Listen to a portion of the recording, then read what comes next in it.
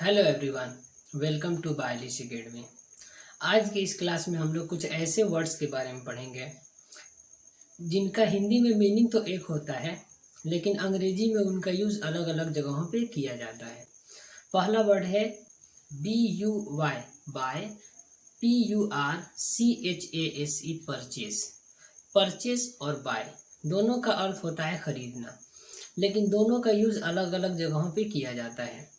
Bye का use हम तब करते हैं जब हम कोई प्रोडक्ट डेली बेस पे खरीद रहे होते हैं। आप दुकान जाते हैं सब्जी खरीदने या राशन खरीदने या कोई और प्रोडक्ट खरीदने, तो वो प्रोडक्ट को आप डेली बेस पे खरीदते हैं, महीने में 1-2 बार या 2 महीने पे 3 महीने पे, या हमेशा उसको खरीदते रहते हैं। तो इसके लिए आप लोग बाय का यूज़ करेंगे। जैसे I am going to buy vegetables, I am going to buy sugar, I am going to buy milk. लेकिन परचेज का यूज़ आप वहाँ पे करते हैं जिसको आप डेली बेस पे नहीं खरीदते हो। जैसे कि आप कार खरीदने जाते हैं, तो कार आप डेली बेस पे नहीं खरीदते। आईफोन खरीदना हो तो उसको भी डेली बेस पे नहीं खरीदते।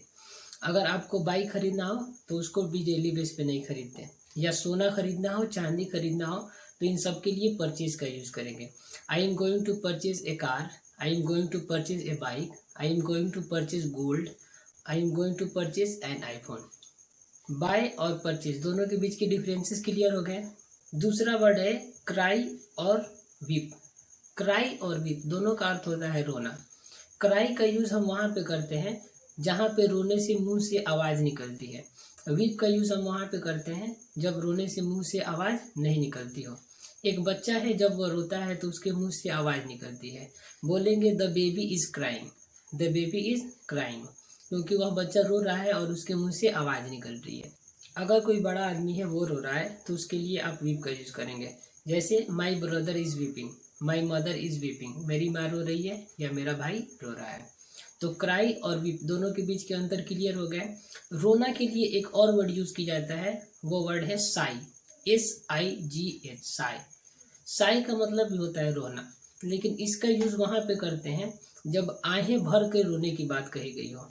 मान लीजिए कोई आपका अपना डेथ कर गया है, तो वहाँ पे हम रोते हैं, तो वहाँ पे हम आहें भरते हैं, अंदर से आवाज़ आती है रोने की, सिसकियाँ ले ले के रोना, तो वहाँ पे साई का यूज़ करते हैं। क्लियर? तो क्राई, विप और साई तीनों क्लियर हो गए। अगला वर्ड है कीप और पुट। दोनों का मतलब होता है रखना। KEEP, कीप, PUT, पुट, दोनों का अर्थ होता है रखना। कीप का यूज़ तब करते हैं जब कोई ऐसी वस्तु को रखने की बात कही गई हो जो वस्तु ऑलरेडी कहीं पे पड़ी हो और वहाँ से उठा के किसी और जगह पे रख देना है। मान लीजिए कि एक किताब है जो टेबल पे पड़ा है, आप उस टेबल पे पड़े किताब को चाहते हैं अलमारी में रखने के लिए, तो आप बोलेंगे कीप द बुक इन अलमीरा। आप वह पड़े हुए चीज़ को उठा के रखने की बात कर रहे हैं। कीप द बुक इन अलमीरा, अलमारी में बुक को रख दो। कोई ऐसा चीज़ है जिसको आप हाथ में पकड़े हैं या आपके पास है और उसको रखने की बात कही गई हो। सपोज करिए आप बुक लिए हैं हाथ में और उस बुक को बेंच पे रखने के लिए बोला जा रहा है, put the book on the bench, put the book on the bench, किताब को बेंच पे रखो। तो यहाँ पे पुट करेंगे और वहाँ पे कीप करेंगे। पुट का यूज़ हम तब भी करते हैं जब किसी चीज़ को अंदर रखने की बात कही गई हो। पुट द कॉइन्स और put the pen into the box, यहाँ पे आप पुट का यूज़ करेंगे जब कोई चीज़ अंदर से बाहर की ओर रखी जा रही हो। कीप का दूसरा यूज यह है कि जब कोई चीज़ आप अपने दिमाग में रहते हैं तो वहाँ पे कीप का बात करते हैं। Keep this in your mind, यह चीज़ अपने दिमाग में रखो। Keep this in your mind, यह चीज़ अपने दिमाग में रखो। तो कीप का यूज़ आप मेंटली भी कर लेते हैं और फिजिकली भी करते हैं। अगला वर्ड है होल्ड, HOLD, होल्ड, और CATCH, कैच। होल्ड और कैच दोनों का अर्थ होता है पकड़ना। होल्ड का यूज़ तब करते हैं जब कोई चीज़ रुकी हुई हो, कोई वस्तु रुकी हुई हो और उसको आप पकड़ रहे हो। कैच का यूज़ तब करते हैं जब कोई चीज़ गति में हो और उसको आप पकड़ रहे हो। जैसे कि कोई गेंद गति से आपकी तरफ आ रही है तो उसको हम लोग कैच करते हैं, वहाँ पे हम लोग कैच करते हैं, यानी गति से आने वाली चीज़ को पकड़ने को कैच। अगर आप बस को पकड़ रहे हैं तो वहाँ पे बोलेंगे catch the bus, catch the ball, क्योंकि हम लोग वो गति में रहती है और उसको पकड़ते हैं। दूसरा वर्ड था होल्ड। होल्ड का मतलब होता है पकड़ना। जैसे मैंने ये किताब रखा है और आपको दिया पकड़ने के लिए, तो मैं बोलूँगा होल्ड द बुक, ये किताब पकड़ो, क्योंकि ये गति में नहीं है और मैंने उठा के आपको दे दिया।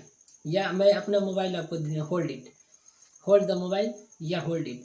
यानी जब कोई चीज़ गति में नहीं है उसको पकड़ने की बात कही गई हो तो होल्ड का यूज़ करेंगे, जब कोई चीज़ गति में हो और उसको पकड़ने की बात हो तो कैच का यूज़ करेंगे। आखिरी वर्ड है KILL किल और BEAT बीट।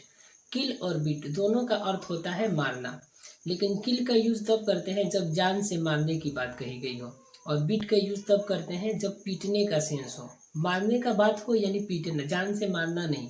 जैसे कि I am beating my brother, मैं अपने भाई को पीट रहा हूँ। I am killing my brother नहीं बोलेंगे। किलिंग का मतलब होता है जान से मारना।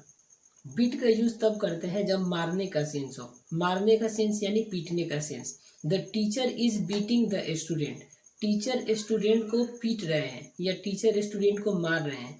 तो टीचर जब स्टूडेंट को मारते हैं तो जान से नहीं मारते हैं, वहां पे आप किल का यूज नहीं करेंगे, क्योंकि किल का मतलब होता है जान से मारना।